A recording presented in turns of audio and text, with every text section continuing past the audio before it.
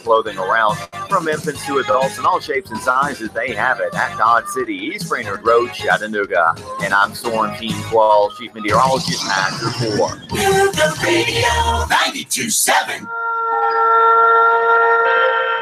Space, the final frontier. Whether it's a man cave, she shed her office, L&K Buildings and Trailer Sales has your space. The perfect portable building just for you. L&K Buildings and Trailer Sales is a premier building authorized dealer. You tired of paying high storage fees, lack of security, and not having easy access to your stuff? Then L&K has the building just for you. Or if you're looking for a mini home or the perfect hunting cabin, L&K has the building that will convert perfectly. Free delivery up to 50 miles. No credit checks and low monthly payments. Call L&K today at 706-858-0077. 706-858-0077. On Facebook, search L&K Buildings and Trailer Sales. 3532 Lakeview Drive, Rossville, Georgia. L&K's featured storage unit this month is a center cabin 12x32, featuring 15% off. L&K Buildings and Trailer Sales. Call 706-858-0077.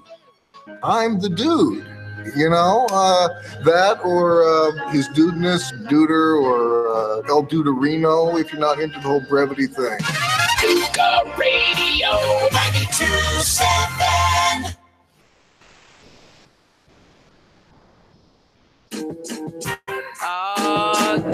Good morning, beautiful people here in the city of Chattanooga. It's your girl Marie Mott with the Marie Mott Show. Y'all know what it is. I'm taking it from the streets to City Hall. City Hall to the mayor's office. Can't leave out the police department. From the Valley Low to the mountaintop, give you guys a bird's eye view to what's going on here in the city of Chattanooga. Good morning. Good morning. Happy hump day to you. Good morning. What's going on? Grateful to be here for another week. They said they can't hear me, Jason. Okay. I am not sure. They're just saying they can't hear me. Okay. I'm apologize for any technical difficulties. I do apologize, but I'm gonna keep talking anyway. Right now, there's a lot going on in the city of Chattanooga, and if you guys can't hear me on air, please let us know. Call in 423-800-8949. But there's a lot going on in the city of Chattanooga this week. We are celebrating the life, the legacy, and even the sacrifice of Dr. Martin Luther King Jr. But the problem that I have is last night while the community came together, I can't hear myself in the headphones either. While the community came together about a community oversight board here in the city of Chattanooga, because that was something successful in Nashville. That is something that has been existing in other cities across the nation. We need one too. And not just because 2018 was a particularly heinous year when it comes to police. Thank you, Jason. I love you. But because the Chattanooga Police Department has a history of abuse against not only African American people, but if you were to go to Concerned Citizens for Justice, you would also see that there is even a large body count of white males and females who have also been brutally murdered by the Chattanooga Police Department. The thing I continue to preach, in particular to people outside of the African American or the Hispanic or any marginalized area or group of people, is that in particular for my white brothers and sisters, I need you to understand something. If they come for us in the night, they're going to come for you in the morning. And look all around you, brothers and sisters.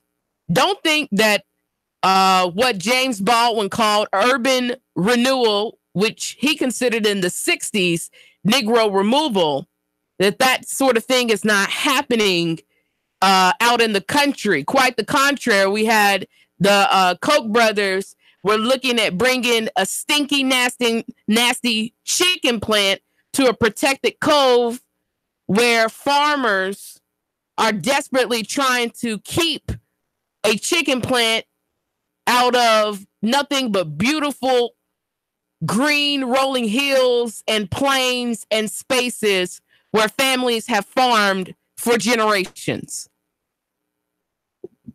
When Dr. Martin Luther King wrote from a Birmingham jail that we're tied in a single garment of destiny, what that means, family, is regardless of our religious beliefs and practices, our sex, our sexual orientation, our level of education, our socioeconomic status, regardless of the fact of what religion we practice, we're all in the same city, this same country, this same space that we call America. And the bottom line is that if the goal was just to get rid of people of color, if they accomplish that task, who is left to come after? Understand something in particular.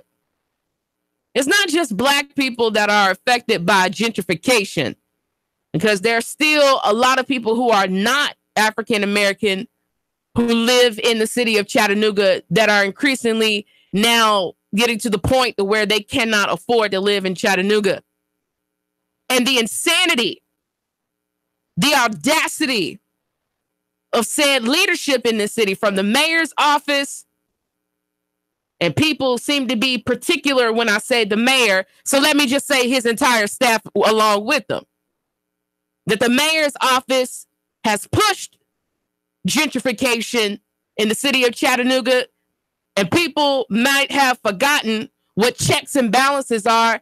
And so maybe we had people run for council who didn't understand the job, and they're up there now, and because they got a title and a nice comfortable chair and air conditioning, and they get to make a little money doing it. They ain't making much money doing it, but they get to make a little money doing it. Now somehow they're removed from the problems of the people that they represent.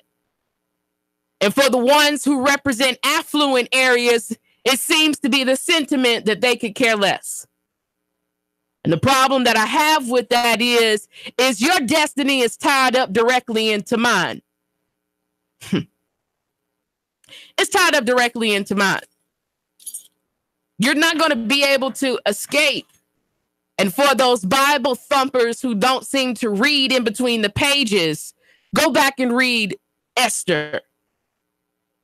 Esther, a little orphan girl who's raised by her uncle Mordecai, makes it into the palace, and she gets there, and God gives her favor, and she begins to get training and goes before the king and finds favor in the eyes of the king. And she stayed there a little too long because she forgot the mission that going there, God sent her there, was to save her people.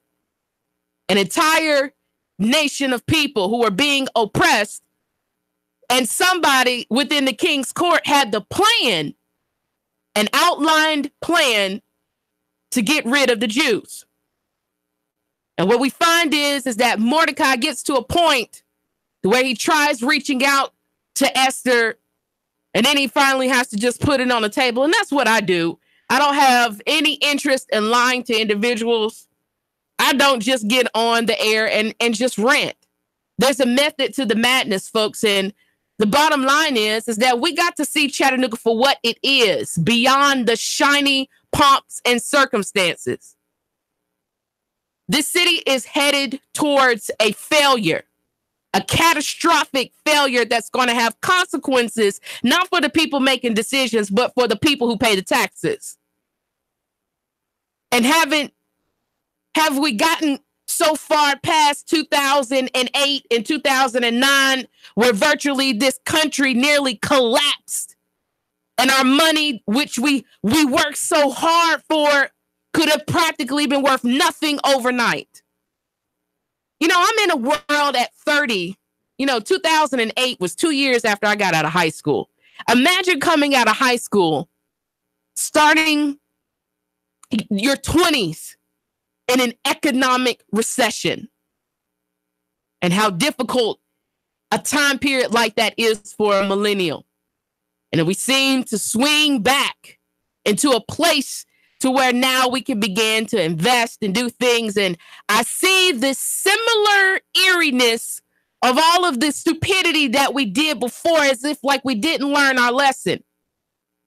And let me go back to the word. Mordecai told Esther, do not think that you will escape the fate of the Jews. For such a time as this, the Lord has put you in a place to save your people. And if you won't do it, I'm paraphrasing. If you won't do it, surely the Lord will raise up help from somewhere else. You know, this city has spent $1 billion downtown. Meanwhile, we got veterans who have given their life and limbs and the fortitude of their own minds to this country, and they're on the street.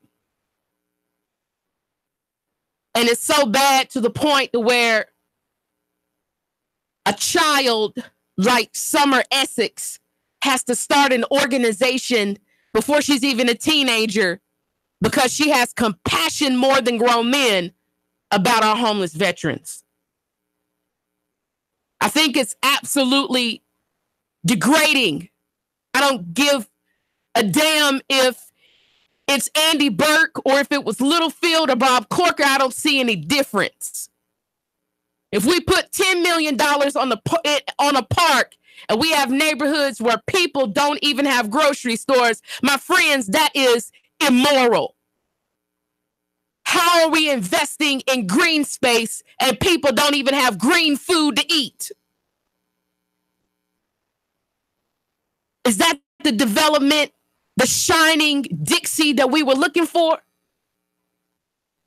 To continue to have these developers popping up $300,000, $400,000, $500,000 houses that no white or black person that is an honest working person can really even afford, and rent upwards of $900 or more, depending on the area. And let's not forget our vastly outdated transportation system. So even if you want to try to move to Red Bank or Hickson or anywhere else, it's just not feasible because it's not a lot of work in the outlining areas.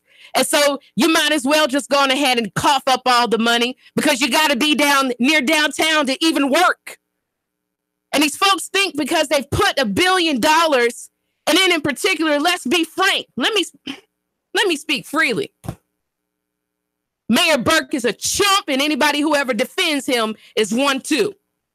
This man's family has property in all of these areas that are African American that were underdeveloped. And we've seen this rapid lightning speed pace of gentrification where people on the council all the way to the mayor's office have benefited from our neighborhoods being completely obliterated. And understand what that comes with. If I came to the country and I decided that I was going to gentrify the country and bring businesses and everything else, but I didn't consent with you, I didn't sit down with you and ask you what you wanted, how would you feel about it? If your family owned land for 30, 40, 50 years, 3, 4 generations, and you lost it not because you were an irresponsible taxpayer, but because people were doing things in your neighborhood without even asking you. You know, the problem I have is how do we get to a point to where people get to decide what happens in the people's neighborhoods and they don't have to talk to them? Good morning, good morning, good morning. Talk to me. Hello. Hey, have you ever, hey, how you doing this morning? I'm doing all right. Have you ever taken a minute to look at yourself on tape and the body language that you give? It's really aggressive and really looks like you have personal problems, personal issues, other than community-based. This seems to be a really personal issue with you. A personal issue that seems to affect people from the city to all the way to the country. So you're telling me that the people who are rallying to protect their generations of protected and owned land that their grandfathers and great grandfathers owned, that because they're upset and they express that they're upset about that, that's the problem, and not the problem of people coming into folks' neighborhoods, deciding what they're going to do with folks' neighborhoods without asking the people who live there. So you're telling me that people are more concerned about how long have you been a resident of? I've been in Chattanooga all my life, sir. all my life. Been a resident of East Chattanooga, Avondale. Do you reside? I reside in. I grew up on. Reside there now. I reside there. I reside there. So you're not going to listen. I've lived in Chattanooga all my life. I've lived in East Chattanooga, on Blackford Street. On Blackford Street. Let me say it again. On Blackford Street. I've lived on Blackford Street the majority of my life. I live on Lindbergh Avenue. I reside in District 8. I moved back to District 8. I left because I left District 8 because I had to be close to my job. Cigna, the call center for Cigna Health Insurance is right behind the Walmart near Hamilton Place. And so I moved practically right down the street so I would have easy access to work. So I didn't even leave East Chattanooga because I wanted to. I left there to be closer to my job so I wouldn't have to have a 20-minute commute to work. So if you want to ask me intelligent questions, then we can go there. Can I ask your name, sir, since you seem to be intent on calling back? Yes, I live in District 8. Quick question. Uh-huh. It seems as from outside looking in, not knowing you, but it seems like you were trying to validate something. You're never even there. You're not a part. Sir, of the, I'm part of East Chattanooga. My family has lived. Part of the. Oh my God! This must be Ken Smith of the Avondale, because that's who it sounds like, who is an apologist of the mayor. And shame on Ken Smith. Shame on anybody who stood with the mayor on this. The fact that we had several groups. That's exactly who it sounds like. For those who don't know, Ken Smith is the Neighborhood President Association of Avondale. Funny. We got a new Avondale Center, but nobody that's a resident of Avondale built the center. We got all this stuff coming into neighborhoods, but it's mighty funny. The people in the neighborhoods never get to be part of it or get paid from it. And people worried about where I live. Again, I'm from East Chattanooga. Only moved away from East Chattanooga about 4 years. So me and my boyfriend both could be close to work. Move back. So people talking about I'm the outside looking in. My grandmother, my aunts, my parents have always lived in East Chattanooga. Never moved. So I don't have an outside looking in perspective. And again, if you kept up with the statement, the fact you don't know me, if you didn't know me, then you should guess what? You should shut your mouth about what you think you know about me. My grandmother owns, or she did, may she rest in peace. My family owns rental property in East Chattanooga. My parents, my aunt owns rental property in East Chattanooga. My grandmother's house where my aunt lives and my cousin lives and my sister lives. She moved back from Nashville to come back to East Chattanooga. I got skin in the game, and I've been had skin in the game. So talk about something you know. And people are always coming at Black people about, you seem aggressive. I guess I would be aggressive about protecting my culture, my heritage, my neighborhood, where I'm from. I guess I would be aggressive. Because the thing that people don't seem to understand is, besides the people being moved out, the culture, the cultural significance changes of a neighborhood. Brainerd now is going to be Midtown. Who ever heard of crap like that? Even people even have the audacity to think that they can come into your neighborhood and change the name of the neighborhood. Just a complete disrespect for the people who've always been there. And then, I got a problem in particular with a lot of these city initiatives happening with Black help. Yeah, I'm just going to call it plain, with Black assistance, because at the end of the day, you should know our history. You should know that, my grandmother had an opportunity to be a homeowner in a time where that was very, very rare.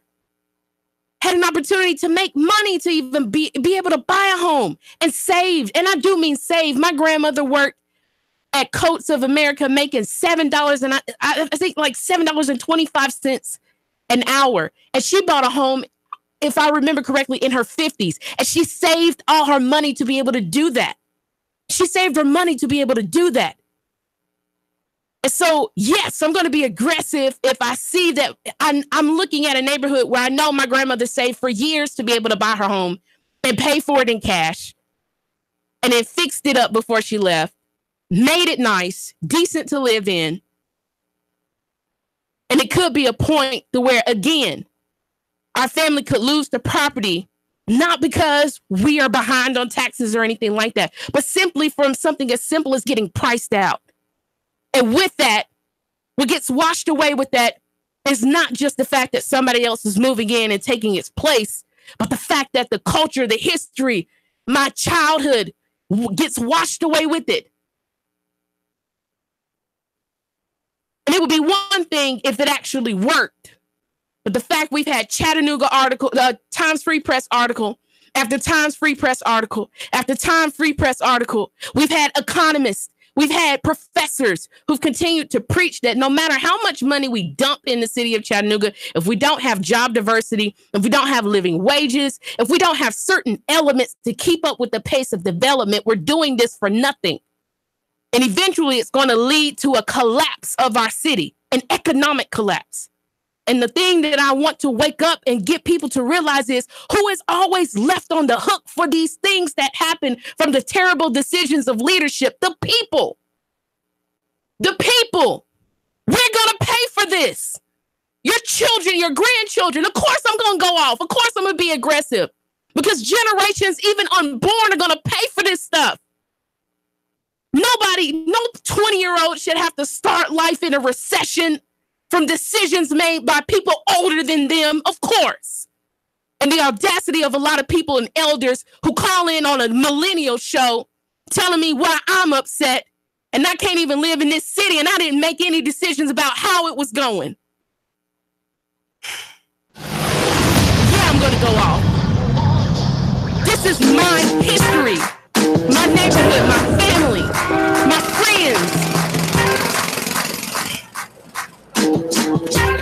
What if you woke up one day and fought for something that you worked so hard for?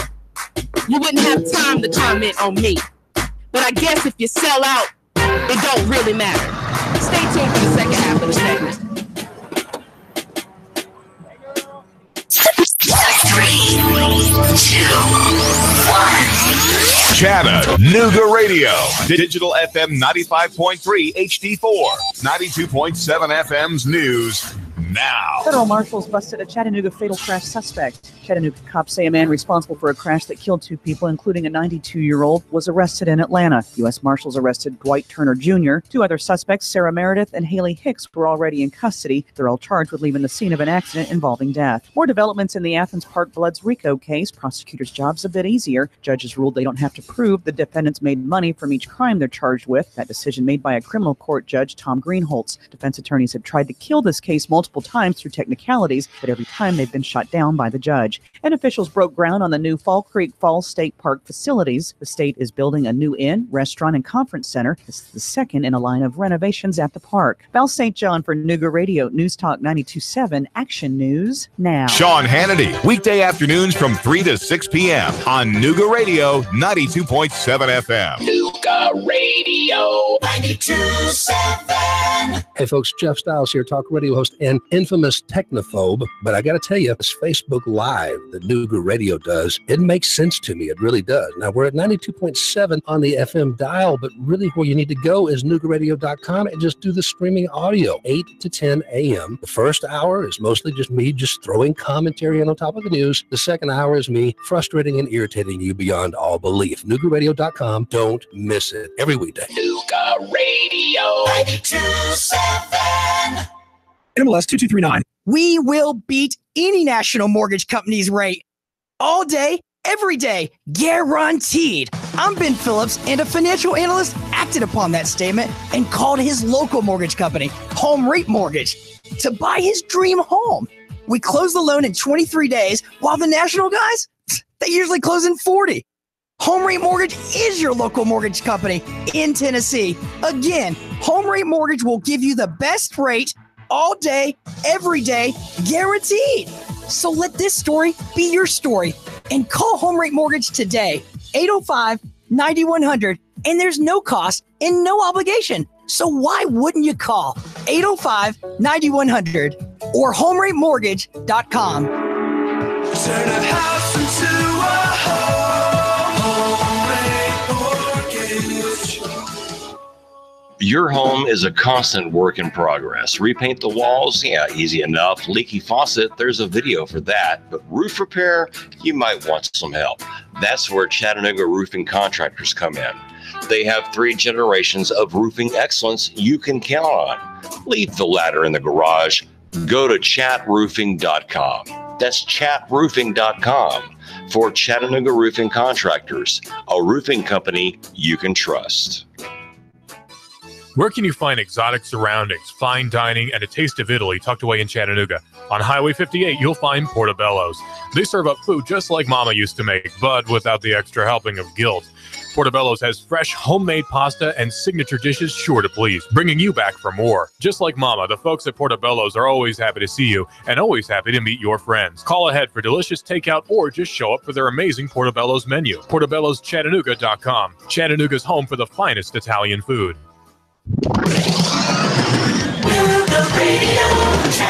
It's becoming partly cloudy, dry, and cool out there for your afternoon. Highs settling into the upper 40s tonight. Partly cloudy, lows lower to middle 30s. For Thursday, cloudy with showers pushing back in from the west. Highs upper 40s. The drier and milder weather returning for Friday. Get ready for the next cold blast with Dodge City Ski Shop, featuring the largest selection of cold weather clothing around. From infants to adults in all shapes and sizes, they have it at Dodge City, East Brainerd Road, Chattanooga. And I'm Soren Keen Quell, Chief Meteorologist, Matt Report. The radio 92.7. First of all, we have to call from our So you might want to call from your personal cell phone instead of your work cell phone at US Express or your work phone to talk on the show. I don't think US Express would be very pleased with you calling from their work phone while you are working for their company. Funny. Folks are a trip, man.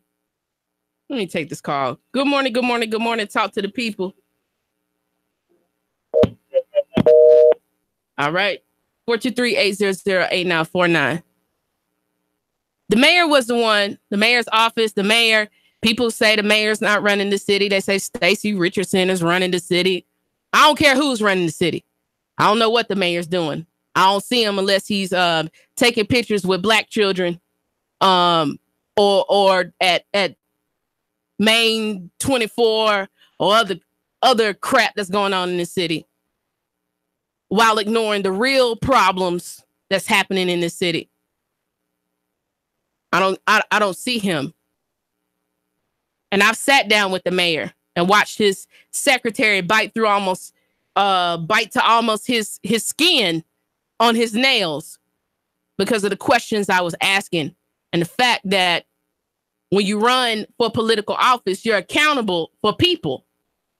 And you're not only accountable for people right now, you're accountable for decisions that have the ability to impact people for generations and decades to come. And the fact that we had an article, is Chattanooga falling behind on its growth forecast November the 18th?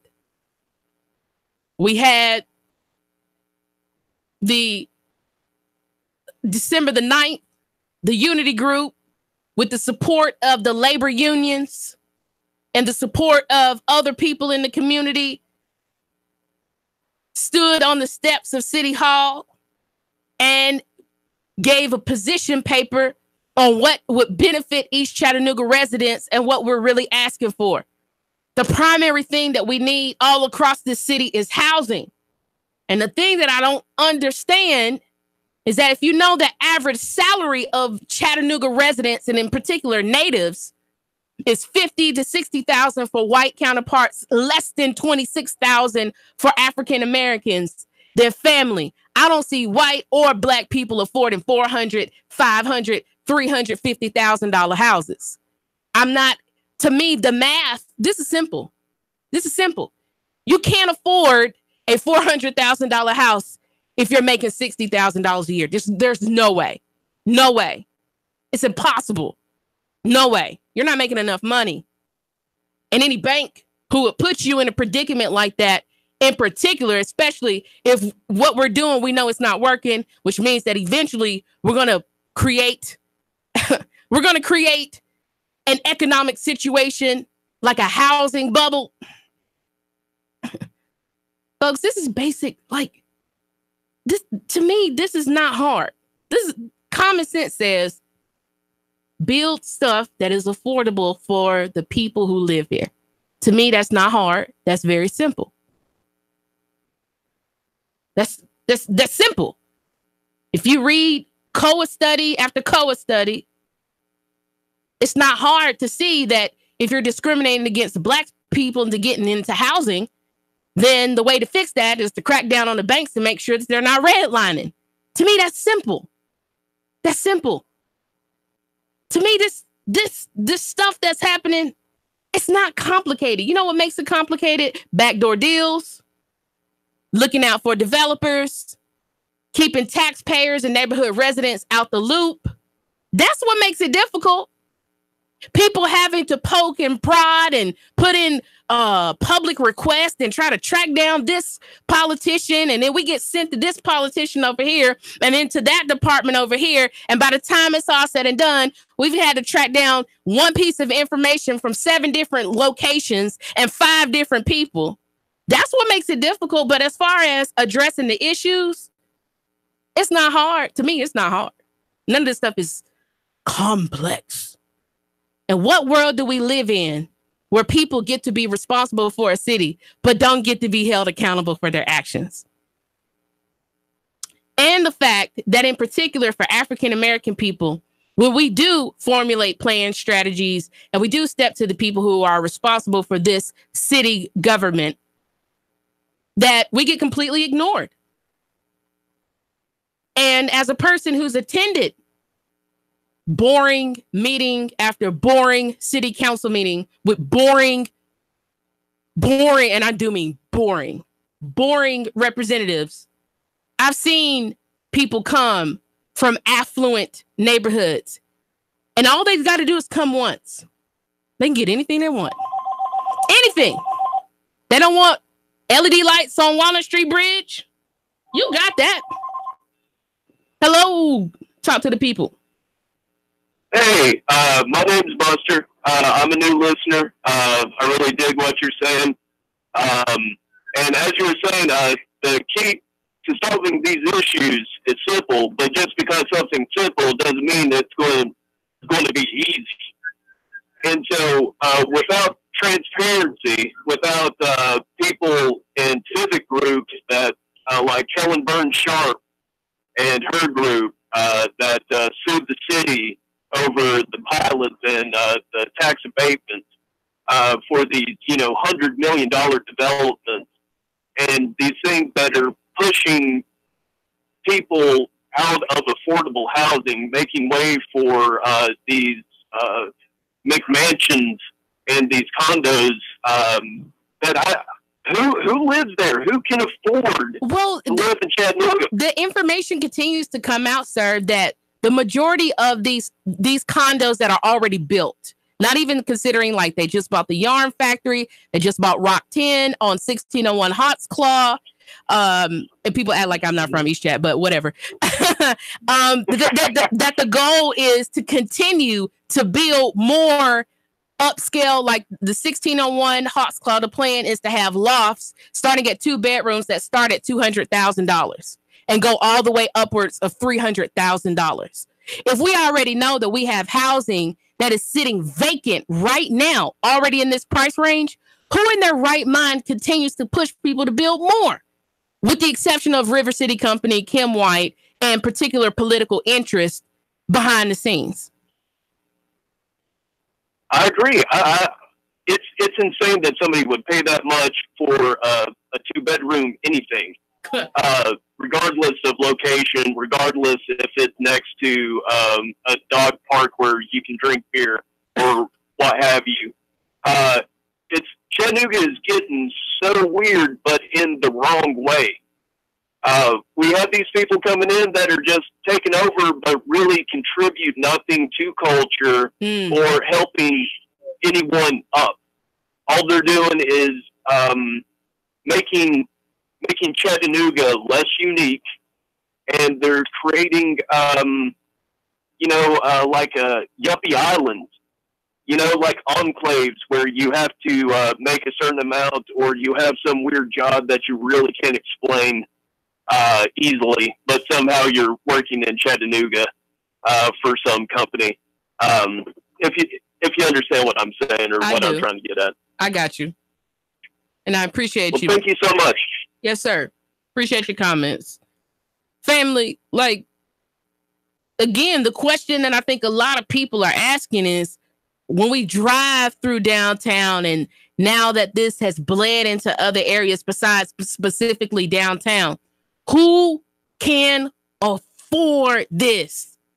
If we already know that our housing, in a housing crisis, we have a housing crisis, folks. I mean, the market is so ridiculously hot right now that I've seen houses go up in certain areas like North Shore, the developed part of the South Side / St. Elmo, foot of the mountain. Houses go up, and in 24 hours, they're off the market. 24 hours. I mean, in a day, they're already off the market. What made Chattanooga unique was it was a simple place filled with simple people. And I'm not saying that the community shouldn't have gotten better. Absolutely. If you're going to take our taxpayer dollars, give it back. Give it back in investment. Why not? But it shouldn't come with strings. I mean, that's the most ridiculous thing that I can't even believe people would even try to apologize for. We're going to take the taxpayers' dollars and then impose our will on the people too. That's ridiculous. That's ridiculous. Or this is how politicians like to play it. We're going to grab a handful of neighborhood association leaders or people who want to be affluent, that's never been affluent in their life, or different things like that. And then we'll bring them in the fold. And if they kiss the ring, we'll look out for them for a little while until we get out of office. And then they butt out too. I just don't get it. I don't get it. The thing that made Chattanooga cool was it was just a simple life, a simple living, just simple. My grandmothers didn't have these large, fancy. Now like my parents have a historic home. It's historic. And my parents bought it from a centennial. It was a blessing to be able to buy a historic home from a Black centennial woman. And see, again, if we ever lose that, that's the history that I lose with it. That my parents had an opportunity to even meet a Black centennial, a Black woman who made it to 100 and bought their home from a Black centennial. Miss Walton, may she rest in peace. See, those are the parts that people just don't. That's the stories. But people just don't see how hard I mean, a lot of people come out of poverty, and to get a home it's like a shining accomplishment. A shining accomplishment to just get to your first home. Because if you get to your first home, things start in financing, especially if you didn't buy a super expensive home, you get it paid off, you make a plan to get it paid off. And then once you get to a point where your house is paid off, life really starts kind of getting good. How did Chattanooga get so far removed from that simple, kind of slow? Yeah, it was kind of painfully slow as a child, and as a teenager. I ain't gonna lie. It was painfully slow. But in reality, with all this new stuff, it ain't too much more to do in the neighborhood. You got to go downtown, even still, if you want to access the resources. So even still, with all of this new stuff, it ain't in the neighborhood. It won't come to the neighborhood unless you ain't in the neighborhood.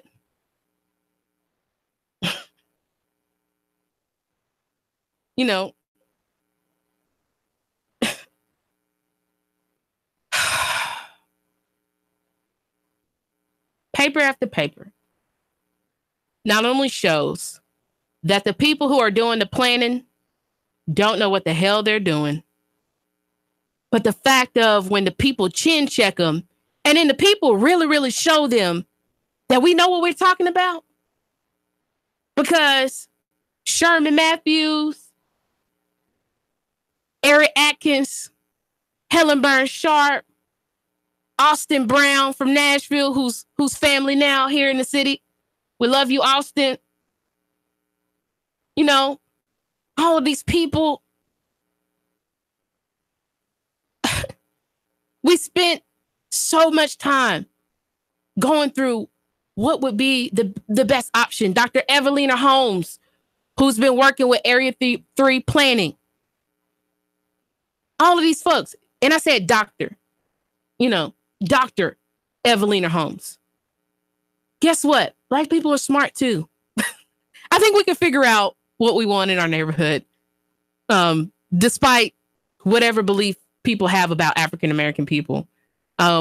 We are intelligent too. We know how to plan for our neighborhood. The only thing we've ever needed, not wanted, but needed and deserved because we pay taxes too, is investment. And there are a whole lot of people in other sections of the city that have asked for the same. And that should come without strings. And if we get to a point to where we recognize what we're doing isn't working, you know, that the mayor lied and said he ended veterans homelessness, but that wasn't the truth, when are we going to call him a liar? If he allows people and he participates in embezzling funds from the city of Chattanooga, it's all, you know, that $2 million was chump change as far as money that's come up missing and fraudulently wasted in the city of Chattanooga. There's been so much money allocated to stuff that has never came true, dreams that's never come true, things that's never been built in the city of Chattanooga. Really, we wouldn't have any leadership if we really took it there, if we really started taking people to court over a lot of the stuff that happens in the city of Chattanooga and people lining their pockets off of people. And of course, I'm going to, you know, I got to say it again. I'm going to be super aggressive and I got to take a line from Ayanna Vincent. You know, politicians don't have a right to prostitute people's pain, and neither do leaders. You don't have a right to prostitute people's pain. If you already know people are living in abject poverty, that means they already don't have the capacity to defend themselves against the wolves in life. And those of us, especially who call ourselves the children of God, we have a responsibility to look after the fatherless, the widows, and the orphans. And if we're not doing that, and we letting anybody, it don't matter if they in the neighborhood or out the neighborhood, take advantage of people who don't have a means to defend themselves. Why are people so opposed to Marie? Because Marie doesn't like bullies.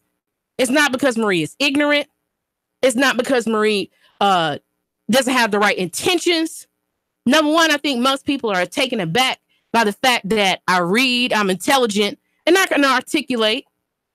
And I do it with passion because I care about my city. And in particular, I care about Black people and marginalized people. And so if you'll take advantage of the most destitute in society, you are trash. I don't care who you are. That's like, imagine somebody taking advantage of a blind person. How would you feel about that? Taking advantage of a person who has a disability. How do you feel about that? How do you feel about people arresting our Chattanooga's homeless, the people who are destitute and out here with nothing? We send those folks to jail. And the people who steal our money, we never even get to see any accountability happen as far as what they got. I can't imagine God intended for me to be in a world like this that's so upside down, where lies are the truth and the truth is lies. And that hurting people is rewarded and taking care of people is to be spit upon. What type of morality have we stooped to all-time lows in America? We have. And I know some people have done it out of fear of the future, but guess what? I don't care if you're scared about what the future looks like. That still don't give you a right to step on other human beings. And at the end of the day, all of this stuff that happens in the city of Chattanooga and everywhere else in this country affects real people. People, humans, God's children, you and me. And don't think for 1 second that these politicians and these select bourgeoisie are going to hesitate to put you, the listener, your family, your friends, your community members, your church, your organization, all of your hard work, all of your money on the hook, for lack of a better word, for all of their hellish mistakes.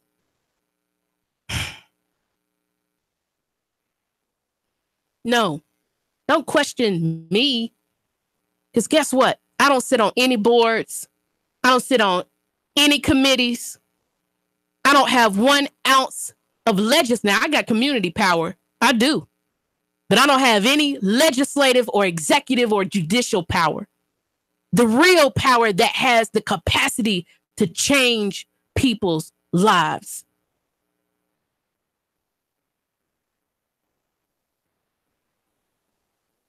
John F. Kennedy stated in his civil rights address to the nation in the 60s, basically, for those who continue to talk about the way I deliver my message, would you trade places with the Negro?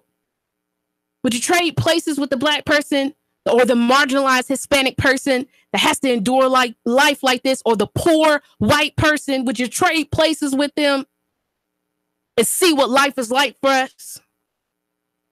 Would you trade places? Living in a neighborhood that doesn't have a grocery store or a pharmacy, that's heavily policed. Would you trade places with us to see how life is like? Unless you understand the context, don't talk to me about delivery. And for even the people who understand, if you are selling out your people, you don't have a right to talk to me. We better wake up, family. The city is headed towards a disaster. And when it happens, don't say I didn't tell you. Because the evidence, the facts, the numbers, you can say a whole lot of stuff, but guess what doesn't change? The truth. Numbers don't lie, baby. Numbers don't lie. Y'all know what it is. Marie Mott with the Marie Mott Show, your wartime consigliere. If no one is taking the time today to tell you that they love you, I love you. Guess what? Absolutely nothing you can do about it. See you guys back tomorrow on the Marie Mott Show. 3, 2, 1. Chattanooga Radio. Digital FM 95.3 HD4. 92.7 FM's news now. Police say a driver tried to escape the police on Little Debbie Parkway, and he ran over an escaping passenger in the process. They reportedly tried to